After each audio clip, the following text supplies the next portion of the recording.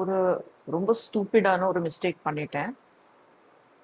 வர டியூஸ்டேக்கு அப்லோட் பண்ண வேண்டிய வீடியோ எடிட் பண்ணிட்டு இருக்கிறத ஃபோன்ல ஸ்பேஸ் இல்லைன்ட்டு பார்த்து டேட்டா எவ்வளோ முடிஞ்சதோ அதை delete பண்ணலான்னா ரா ஃபுட்டேஜையே delete பண்ணிட்டேன்.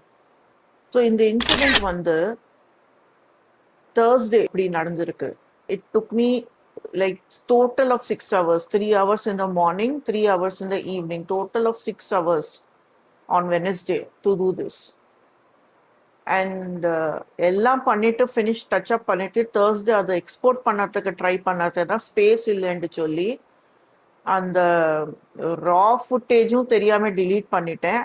அது வேற இன்னி புத்திசாலித்தனம் என்ன பண்ணியிருக்கேன்னா போய் ரீசைக்கிள் அந்த பின் இருக்கும் இல்லையா, where the phone saves any deleted content for 30 days to come, அதுலேருந்தும் போயிட்டு ஃபுட்டேஜை delete பண்ணியிருக்கேன் to make sure that there is ample space for future content.